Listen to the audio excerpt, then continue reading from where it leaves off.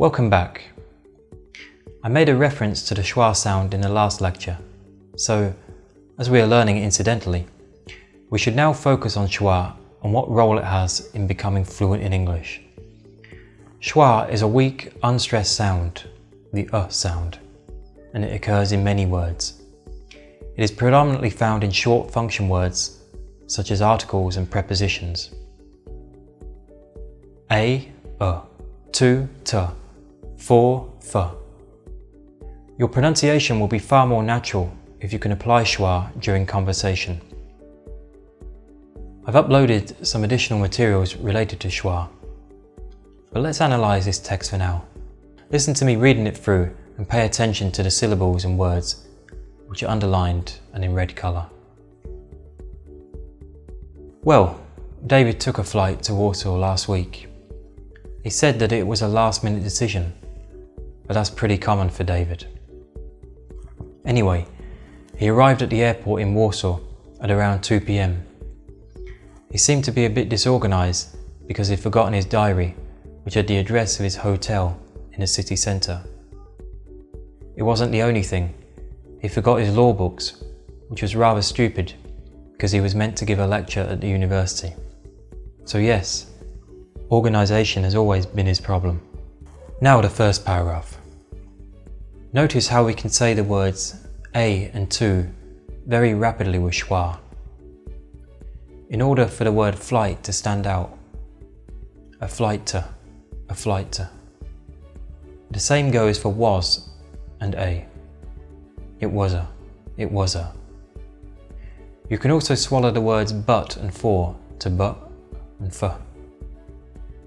I've also highlighted the second syllable of common here because the second syllable of two-syllable nouns are often reduced to schwa. This is unlike two-syllable verbs which are often stressed on a second syllable. Shall we try again? After me then. Well, David took a flight to Warsaw last week. He said that it was a last-minute decision. But that's pretty common for David. On to the second paragraph. Perhaps you noticed with the word at that I barely pronounced the T. This is something called a glottal stop. This is a stop sound made by rapidly closing the vocal cords. At and are also seemingly rolled into one word, not at the, but at the. Native speakers always look for shortcuts to speak more quickly, and that is true with at around. It shouldn't be at around, but at around. The T on at becomes like a D to allow for a smooth transition to the a at the beginning of around. Let's say that first sentence again then. Anyway, he arrived at the airport in Warsaw at around 2 p.m. On to the next sentence. Look at this cluster of small words. To be a bit.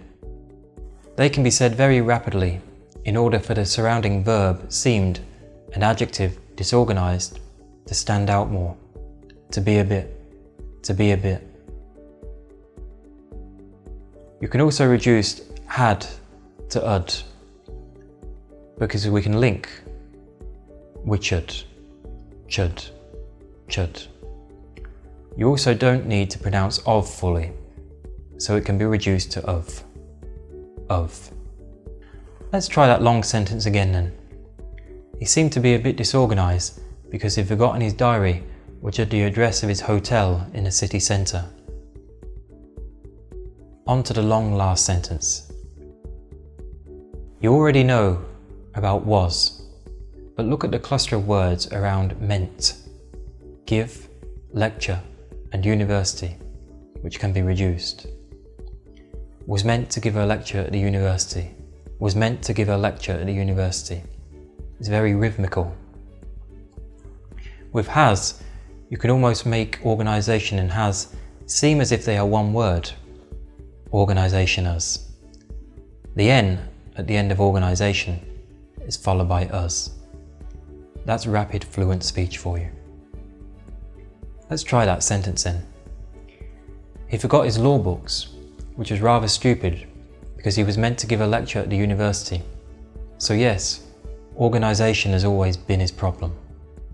Overall, schwa is vital in English if you want to sound fluent.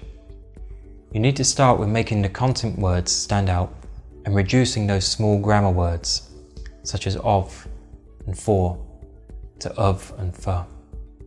I'd be delighted if you can practice listening to and trying to read this text aloud.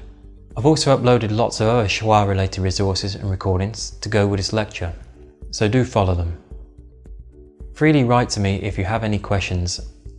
I'll see you in the next lecture for another interesting article.